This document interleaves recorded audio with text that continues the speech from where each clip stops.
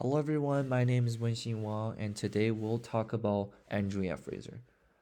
So, Andrea Fraser is a truly pivotal figure in contemporary art, and also described as a third generation institutional critic and a second generational feminist. Fraser has spent decades, turning a critical lens not just on art, but on the very systems that present it and value it. And I think her work challenges us to think about how museums and galleries, all those art markets shape our understanding of art itself. And yeah, Andrea Fraser, she is an American performative artist and essayist active since the mid 1980s. And she's a key figure in institutional critic and feminist art.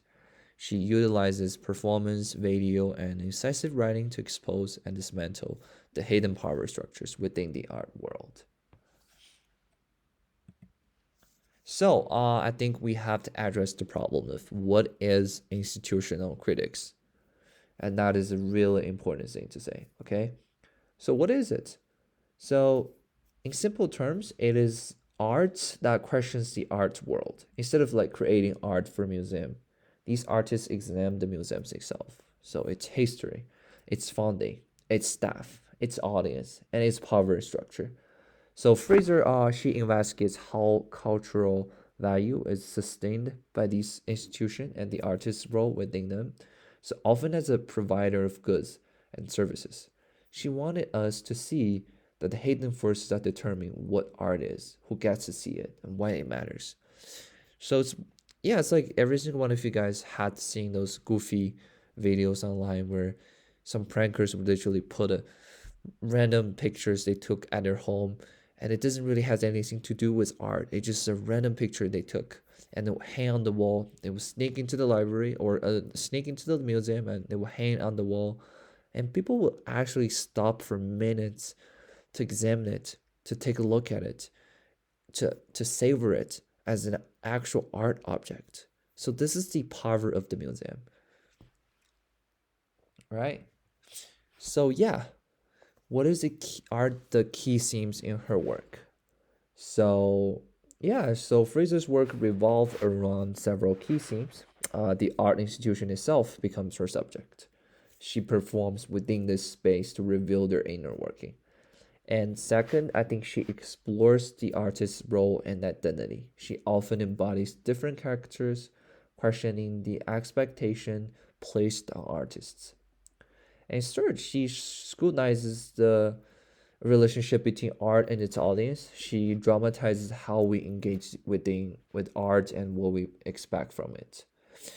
And yeah, through a feminist lens, she adds gender and sexual dimensions to her critics, exploring power dynamics within this space. So yeah, slide 5, we have museum highlights. Okay. And yeah, let's look at one of her famous pieces, Museum Highlights, a gallery talk from 1989.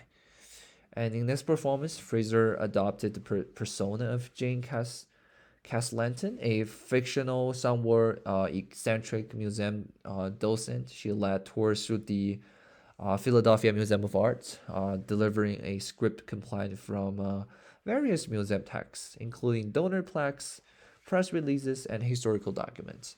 So instead of talking about the art, Jane talked about the museum as a building, its benefactors, its social function, and even her own personal feelings. It was often awkward and humorous, and making the audience question the authority of the museum's voice and the traditional way art is presented and interpreted. She essentially exposed the museum as a constructed experience rather than a neutral space for revealing art. Yeah, another significant work is called Official Welcoming from 2001. So Official Welcoming, this is a performance took place during a panel discussion at an art event. Fraser began by giving a seemingly standard, polite speech, thanking everyone. But as her speech pressed, she started to remove her clothes, eventually stripping completely naked while continuing her formal address. And we've seen the videos on the class, so Yeah. So this piece was a powerful critique of the commodification of the artist and the performative demanded by the art world. It's questioned what an artist expected to give to the audience or institution, how much of their self they are expected to expose or exploit for public consumption and critic attention. It was provocative, uncomfortable, and undeniably memorable.